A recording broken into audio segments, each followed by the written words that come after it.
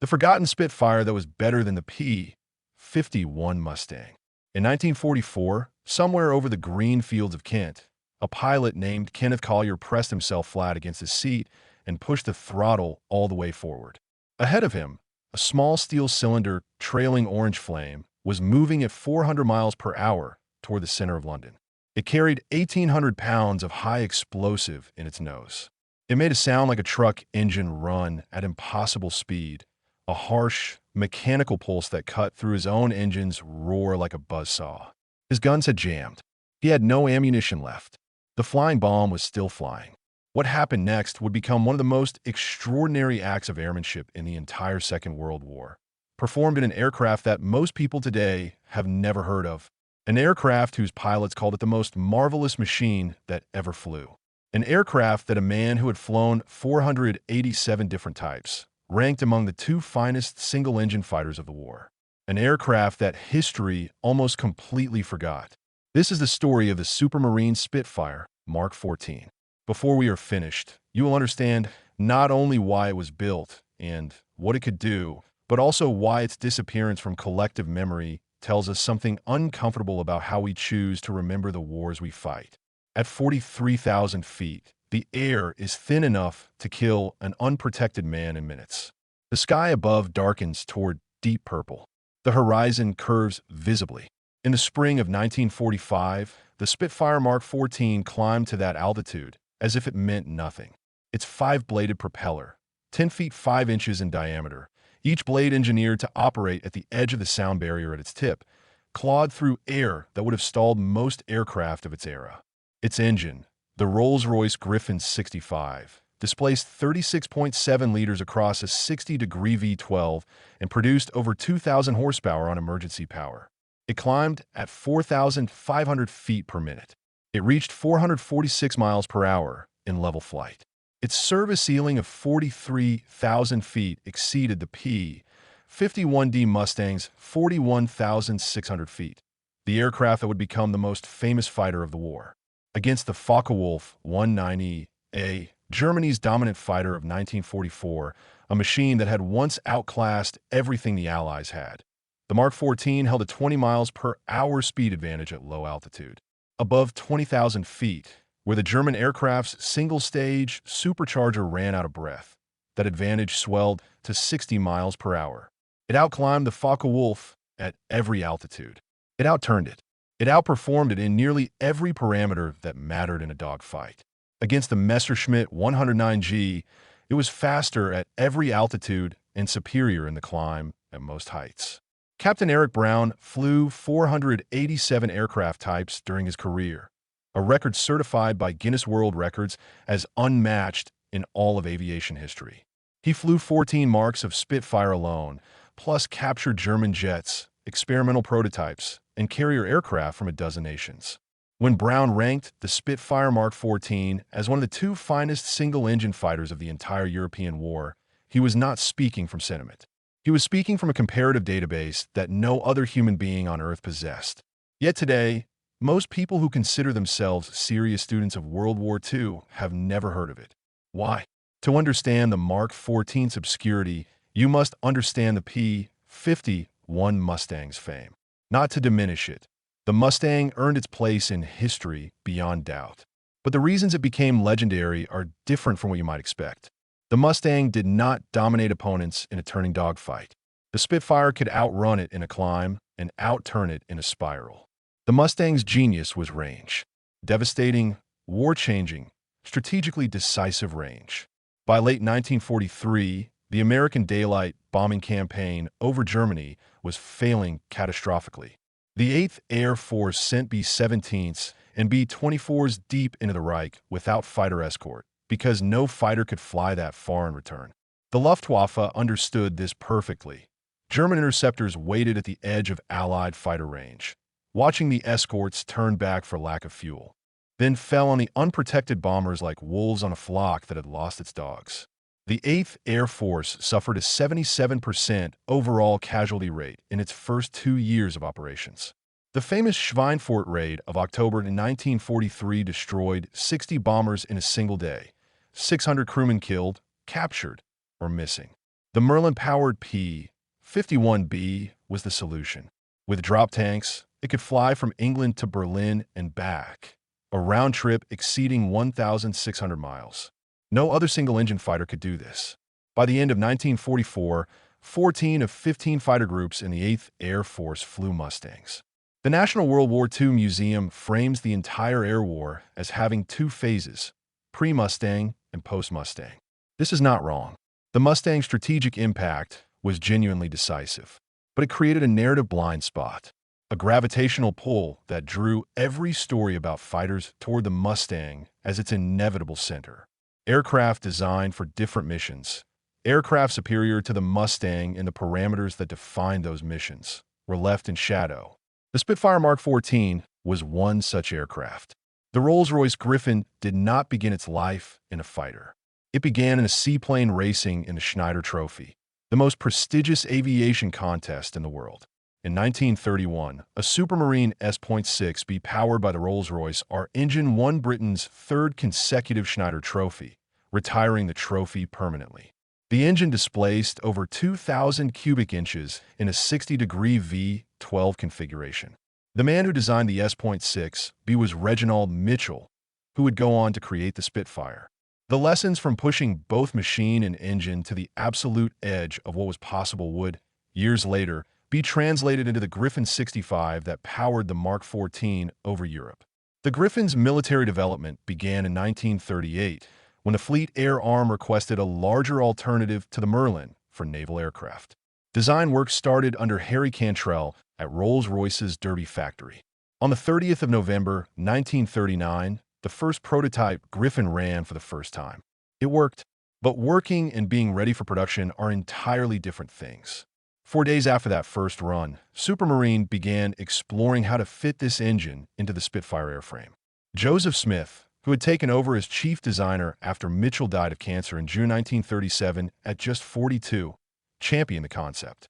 Ernest Hives, Rolls-Royce's senior executive, called the Griffon a second power string for the Spitfire, insurance against the day when the Merlin could be developed no further. Then came the setback that cost 18 months. In May 1940, Lord Beaverbrook became Minister of Aircraft Production. Britain faced invasion. Every resource had to be concentrated on immediate needs. Beaverbrook ordered all Griffon work halted to concentrate on Merlin production for the Battle of Britain, now burning overhead. From his perspective, the decision was rational. The Merlin worked. The Griffon was experimental. Britain needed fighters now, not in 2 years. The Battle of Britain was won, narrowly, desperately, by Merlin-powered aircraft. But the Griffon program had lost irreplaceable momentum.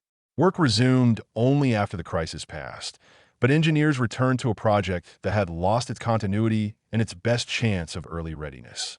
The first Griffon-powered Spitfire prototype, DP-845, flew on the 27th of November, 1941. Jeffrey Quill, Supermarine's chief test pilot, was at the controls. His assessment was cautious but encouraging. The concept was sound. Fitting the Griffon 65 into the Spitfire airframe was not a simple substitution. Every component of the airframe had been designed around the Merlin's specific dimensions. The Griffon was roughly 12 inches longer, forcing engineers to extend the nose by 10 inches and completely reposition the oil tank. The engine sat further forward with the upper cowling bulkhead angled forward to accommodate the two-stage supercharger housing, creating the Mark.XIV's distinctive visual signature that distinguished it immediately from every other Spitfire variant. Total length grew to 32 feet 8 inches, compared to 29 feet 11 inches for early Merlin Spitfires. Main longerons were strengthened for greater torsional loads. But the most dangerous challenge was behavioral, and it was invisible until you were in the cockpit with the throttle open. The Griffon produced massive rotational torque at takeoff power, and its propeller rotated in the opposite direction to the Merlin. Where Merlin Spitfires swung left on takeoff, requiring right rudder correction, Griffon Spitfires swung violently right, requiring full left rudder and left aileron. Pilots transitioning from Merlin variants applied the wrong correction from muscle memory. Instinct killed some of them. A modern warbird pilot described the experience for Smithsonian Air and Space magazine. Throttle up slowly to prevent a lurch to the right. Monster torque shoves the right wing down rapidly.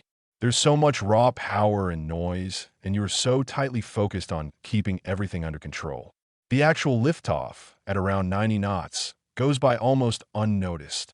To absorb the Griffon's power, a new 5-bladed Rotal constant-speed propeller of 10 feet 5 inches diameter was required, developed specifically for this application as a joint venture between Rolls-Royce and Bristol. From any angle, at any distance, the 5-blade propeller identified a Mk.XIV unmistakably. 2 degrees of engine downthrust were incorporated, tilting the installation slightly nose down to reduce torque effects. A taller, broader fin and rudder were added. Even so, official reports noted the elevator was much heavier than that of the Spitfire 8, unpleasantly so. The stall arrived more suddenly. The aircraft demanded skill and respect in equal measure. Jeffrey Quill's verdict, after all modifications were complete, was unequivocal.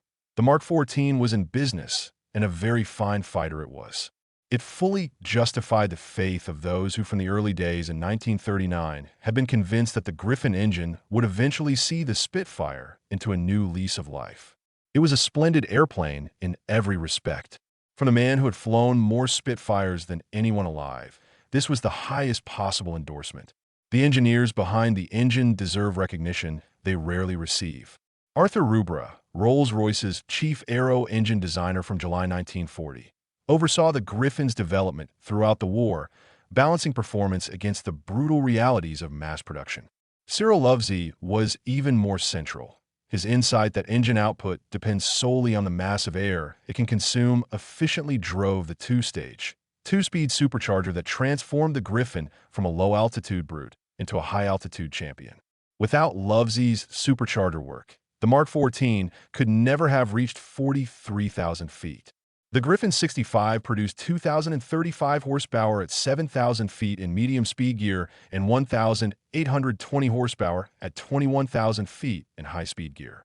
Emergency maximum power at plus 18 boost reached 2,350 horsepower, a 5-minute limit beyond which lay engine damage. With 150 octane fuel available from late 1944, output reached 2,220 horsepower. The engine displaced 36.7 liters, 36% larger than the 27-liter Merlin. Yet its frontal area was only marginally bigger at 7.9 versus 7.5 square feet. Clever packaging that minimized drag while hiding extraordinary power. In early 1944, the Air Fighting Development Unit at RAF Wittering conducted comprehensive tactical trials of the Mk.XIV. The FDU test pilots were experienced combat veterans. Their reports are primary source documents, not second-hand accounts. Their findings remain authoritative. Against the Focke-Wulf 190A, the Mk.XIV held a 20 miles per hour speed advantage up to 20,000 feet. Above that altitude, the Focke-Wulf's single-stage supercharger exhausted itself, and the gap widened to 60 miles per hour. The Mk.XIV climbed faster at every altitude. It outturned the German aircraft consistently. The Focke-Wulf retained advantages only in roll rate and initial dive acceleration. Useful defensively, but insufficient to prevent a skilled Spitfire pilot from achieving a firing position. Against the Messerschmitt 109G, the Mk.XIV was faster at all heights, outclimbed it at most altitudes, and retained the traditional Spitfire turning advantage that had defined this matchup since 1940. Against the Mustang III, the British designation for the P-51 be divided by C, broadly comparable to the P-51D. The comparison was nuanced. On maximum speed, essentially identical. On climb, the Mk.XIV was significantly better. On turning circle, the Mk.XIV was better. On roll rate, the Mk.XIV tended to hold the advantage. In a dive, the Mustang pulled away. Its laminar flow wing gave it an edge the Spitfire could not match in descent. On range, without external fuel, the Spitfire had no endurance worth discussing. With a 90-gallon tank, it had roughly half the Mustang's range. The AFDU conclusion.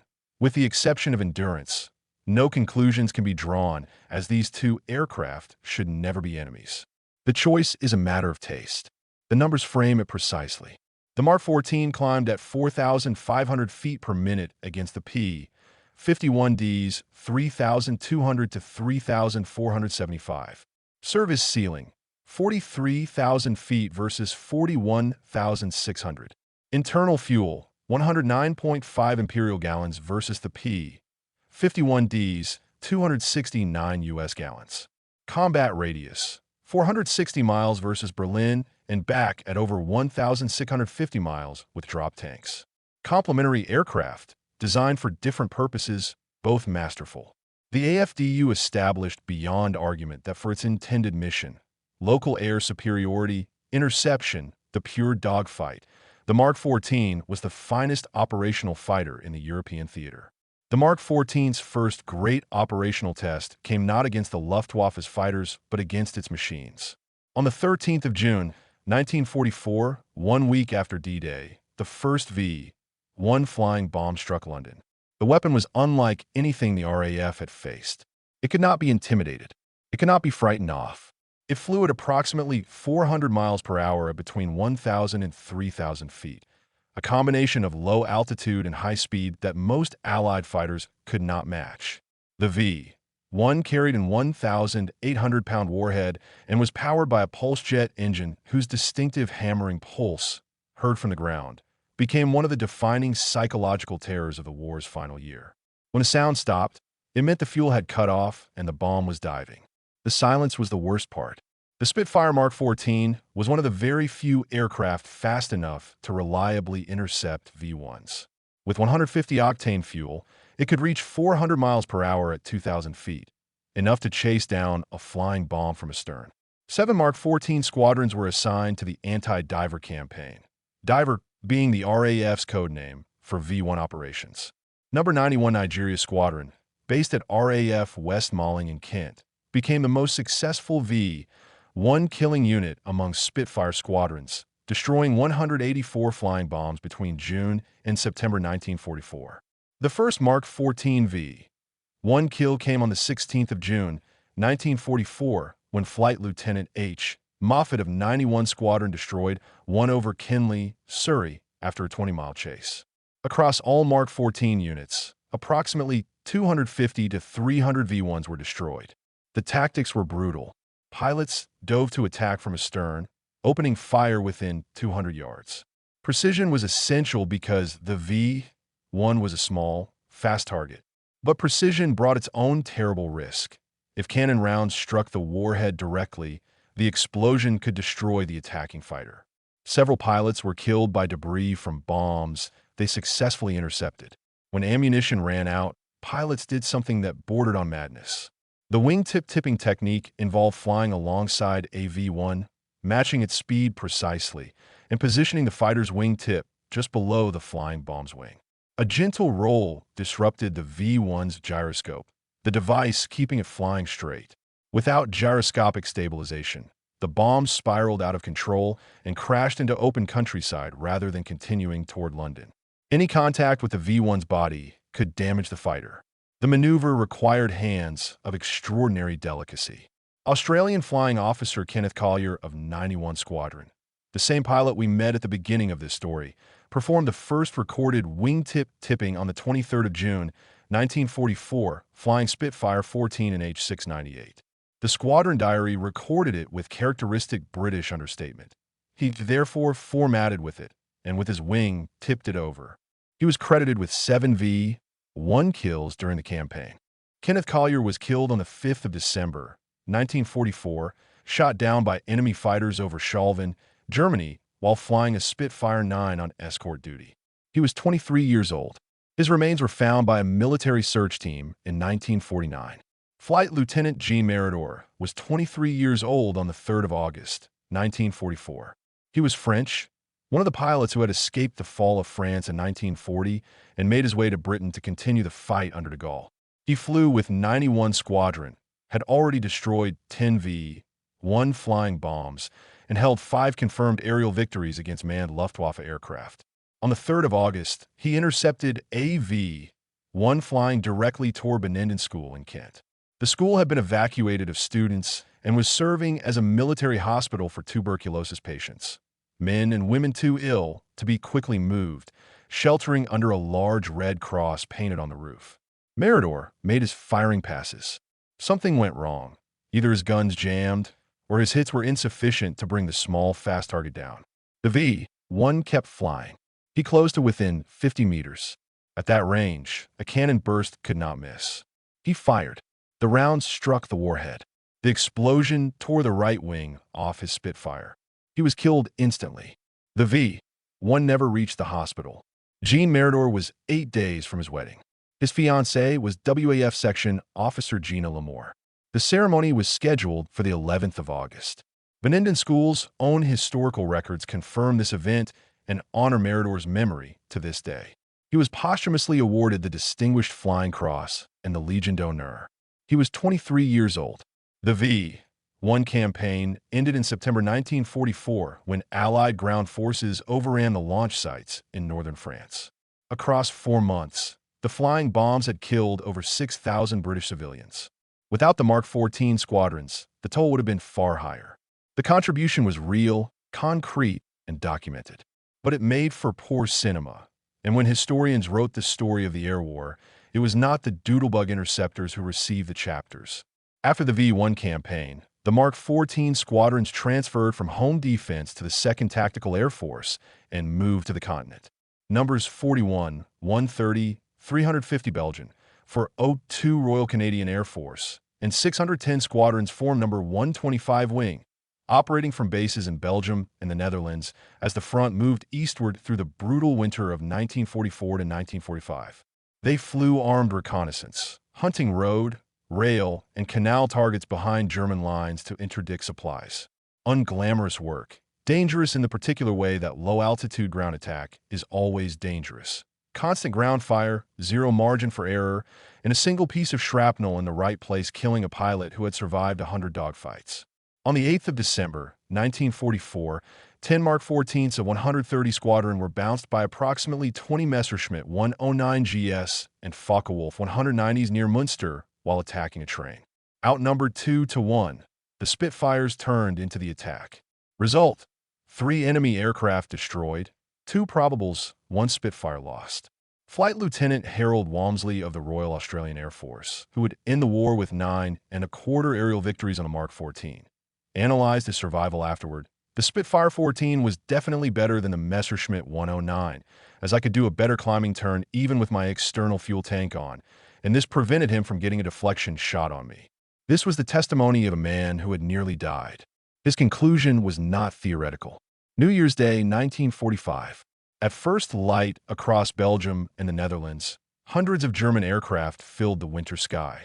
Operation Bodenplatte, ground plate, was the Luftwaffe's last offensive stroke. Approximately 850 fighters, scraped together from every remaining unit, launched a coordinated surprise attack on Allied airfields across the Low Countries. The objective was to destroy Allied tactical air power in a single blow. At some airfields, the damage was catastrophic. At Brussels-Evere, over 120 Allied planes were destroyed. At Eindhoven, the situation was similarly dire. At Ophoven, Y-32 in Allied terminology, base of 125 Wings Mk.XIV squadrons, elements of Jagerschwader Force struck in the early morning. 2 Spitfires were destroyed. 10 were damaged. But across the entire operation, the Luftwaffe paid a price it could never recover from. 213 fighter pilots were killed, missing, or captured, including over 60 experienced leaders at the squadron, group, and wing levels. Men trained over years. Men who could not be replaced. In a single morning, Bodenplatte consumed the last reserves of experienced Luftwaffe fighter leadership. The day fighter force never recovered. In the war's final 4 months, German fighter opposition over the Western Front became sporadic and increasingly desperate. The skies were clearing. April 1945. Germany was dying. The Rhine had been crossed. Allied armies drove deep from west and east simultaneously. The Luftwaffe flew with fuel it could barely spare, with pilots who had weeks of training rather than years, against opponents who had been flying operationally since 1942. Number 41 Squadron, Royal Air Force, was equipped with Spitfire Mark.XIVs. Between the 1st of April and the 23rd, the squadron destroyed 33 enemy aircraft in aerial combat, 2 probables, 3 damaged, plus 21 destroyed on the ground. 0 pilots killed or wounded by enemy action. 0 aircraft lost to enemy fighters. 33 aerial victories in 23 days. No pilots lost. In the entire history of fighter aviation in the Second World War, this kind of performance was extraordinarily rare. The Mark 14 also engaged German jets in the war's final weeks. On the 12th of April, 41 Squadron intercepted an Arado AR-234 jet bomber near Bremen and destroyed it. On the 25th of April, they chased 2 Messerschmitt 262s to Lübeck, claiming 1 destroyed. Against the 262, the world's first operational jet fighter capable of over 550 miles per hour, the Spitfire could not match speeds in level flight. But tactical positioning and pilot skill could still achieve results. Number 414 Squadron, Royal Canadian Air Force, operating FR Mark 14s with cameras fitted alongside the guns, scored 29 aerial victories between receiving their aircraft in early April and victory in Europe Day. Across all Mark 14 units, the war's final 5 weeks produced approximately 90 aerial victories. Over the aircraft's entire operational career from January 1944 through VE Day, approximately 154 confirmed aerial victories against manned aircraft were recorded. Losses came primarily from ground fire and accidents rather than from enemy fighters. Flight Lieutenant Ian Ponsford of 130 Squadron scored 7 victories on the Mark 14, 6 of them in the final 11 days of April 1945. His verdict was unambiguous. The Spitfire 14 was the most marvelous airplane at that time, and I consider it to have been the best operational fighter of them all, as it could outclimb virtually anything. On the 31st of December, 1944, before the final offensive began, a flight of 610 Squadron Mark 14s was mistakenly bounced by Yusuf P-51 Mustangs who had misidentified the unfamiliar 5-bladed Spitfires. The Americans attacked with altitude and speed advantage. The British pilots responded with what they had. They climbed. The Mark 14s climbed away from the attacking Mustangs faster than the Americans could follow. No shots were exchanged once the error became apparent. It was unplanned, unimpeachable real-world validation of exactly what the AFDU trials had established. Nothing in the Allied inventory could follow a Mark 14 going up. Behind the victory tallies were men. Harold Walmsley from Preston, Lancashire, trained in Rhodesia, ended the war with 9 1/4 victories on the Mark 14 with 130 Punjab Squadron. He knew from the most personal possible experience that his aircraft was better than what had been sent to kill him over Munster in December 1944. Wing Commander Colin Gray held the distinction of being New Zealand's highest-scoring ace. 27 solo victories, 2 shared DSO and DFC with 2 bars. He commanded the Limpna wing equipped with Mark 14s from August 1944 to January 1945. His personal aircraft was marked CG. Though he scored no additional victories during this command, his tally built on earlier Spitfire marks. His choice of the Mark 14 as his personal machine spoke clearly about his assessment of the type.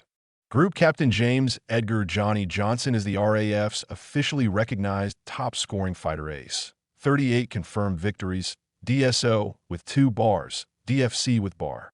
He took command of 125 wing in late March 1945 and flew Spitfire FM Mark 14 EMV-268 during the final weeks of the war, marked with his initials JJ. Never shot down in his entire career, hit by enemy fire only once, Johnson led the wing through the war's conclusion. His presence in a Mark 14 cockpit was perhaps the ultimate statement of confidence in the type. And there was Eric Brown. 487 aircraft types.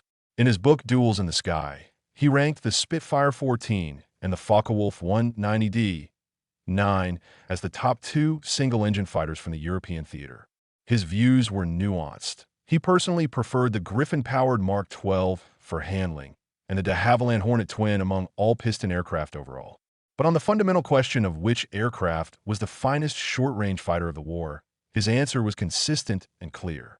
There's a quote that appears in dozens of books and documentaries about the Mark 14. It is attributed to General Adolf Galland, the Luftwaffe's Inspector General of Fighters. As usually rendered, the best thing about the Spitfire 14 was that there were so few of them. It is a perfect quote, generous in defeat, honest in admiration. Exactly what a formidable opponent would say. Aviation historians researching it carefully have been unable to find it in any primary source. It is absent from Gallen's autobiography, The First and the Last. It cannot be located in verified interview transcripts.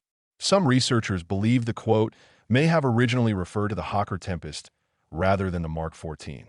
The attribution, it appears, cannot be verified. This matters, not because the sentiment is false. The Mark 14 scarcity was genuinely its greatest limitation, and those who flew against it respected it. It matters because repeating unverified quotes as fact erodes the credibility of everything else in the historical record. What is verifiably documented is the broader German attitude toward the Spitfire as a type. Author Jerry Skutz, researching Jageschwader 54, found that German pilot accounts express a particular aversion to Spitfires throughout the war, and notably do not reflect comparable respect for the Mustang or the P-38 Lightning, which German pilots generally reckoned their Focke-Wulfs could match in the right circumstances. The Spitfire commanded a different kind of respect, the kind that experienced pilots reserve for machines they know from personal experience can kill them. That, perhaps, is the most honest German assessment of all. All 957 Spitfire Mark 14s were built by Vickers Armstrong Supermarine at dispersed shadow factories around southern England. At Aldermaston in Berkshire, at Chaddis Hill, at Kieval, at Winchester, and at workshops around Southampton, Salisbury, and Trowbridge. Notably, the famous Castle Bromwich factory did not produce the Mark 14. Castle Bromwich continued with Mark 9 and 16 Spitfires exclusively. The high-volume Merlin variants the RAF needed in far greater numbers. Completed airframes were transported by Queen Mary low-loader trailers to satellite airfields for final assembly and flight testing under Geoffrey Quill's oversight. The first production aircraft, serial RB-140, flew in October 1943. Number 610 County of Chester Squadron received the first 8 Mark 14s at RAF Exeter on the 6th of January, 1944, becoming the first operational unit. Production comprised approximately 527 F Mark 14 fighters and 430 FR Mark 14 fighter reconnaissance variants. Early aircraft had the C-type wing with two 20mm Hispano cannon plus 4.303-inch Browning machine guns, fitted with a high-back fuselage and Malcolm hood canopy. Later aircraft received the E-type wing with two 20mm Hispano plus 2.50 caliber Browning M2s, a significant increase in hitting power, and many featured the cut-down rear fuselage with a bubble teardrop canopy that gave far superior rearward visibility. The primary bottleneck limiting Mark 14 numbers was Griffon engine supply. Beaverbrook's 1940 halt on Griffon development had created a gap that was never fully closed. By 1943, massive economies of scale existed for the Merlin, which simultaneously powered Lancasters, Mosquitoes, and thousands of other Spitfires. The RAF strategic choice, high-volume production of the Mark 9 and 16, totaling 6,710 aircraft, alongside limited Mark 14 output, was economically rational. But it meant that only 957 Mark 14s were ever built. North American aviation produced roughly 15,500 Mustangs of all variants. The disparity in numbers is not merely a production statistic. It is the explanation for why one aircraft is remembered and the other is not. Post-war, surplus Mark 14s found homes with Allied air forces. 132 to the Royal Belgian Air Force, 70 to the Royal Indian Air Force, 30 to the Royal Thai Air Force. These aircraft continued flying operationally for years, but far from the cultural centers where the story of the war was being told. The P-51 Mustang's dominance in popular memory is not an accident or an injustice. It reflects real capabilities and real strategic impact. But it also reflects forces that operated after the fighting was done. Range transformed the air war over Europe in a way that no amount of climb rate or ceiling could substitute for. The Mustang did this. The Spitfire could not. The strategic outcome, the breaking of the Luftwaffe's ability to defend the Reich, was achieved in significant part by the Mustang's unique combination of performance and reach. This is historical fact. Industrial scale compounded the narrative. North American built 15,500 Mustangs. Supermarine built 957 Mark 14s. The aircraft built in greater quantity will always have more veterans, more surviving aircraft, more photographs, more first-hand accounts. The aircraft more widely present in the world will be more widely remembered. American post-war cultural production, Hollywood, publishing, television, and eventually video games celebrated the aircraft of American pilots. This is understandable. It is also, in aggregate, a distortion. The British Commonwealth and Allied pilots who flew the Mark 14 were fighting in a tradition that stretched back to the Battle of Britain and through years of desperate, costly, and ultimately victorious combat. Their aircraft deserved the story that post-war culture reserved almost entirely for the Mustang. The Spitfire's global fame remained anchored to the Battle of Britain, fought by Merlin-powered Mark 1s and 2s in 1940. That defining summer shaped the Spitfire in public consciousness permanently. The Griffon Marks, developed 4 years later, fighting a different kind of war against a depleted enemy, were overshadowed by their own type's earlier history. Even the sound worked against them. The Merlin's high-pitched singing exhaust had become iconic, instantly recognizable, heard in every wartime newsreel. The Griffon's deeper growl, though emanating from a more powerful engine, was less familiar and less associated with the moments the public chose to remember. The Mark 14 arrived when the narrative was already set. It fought in roles that were essential but cinematically unglamorous. One interception saved thousands of civilian lives, but it did not produce the imagery that filled magazine covers.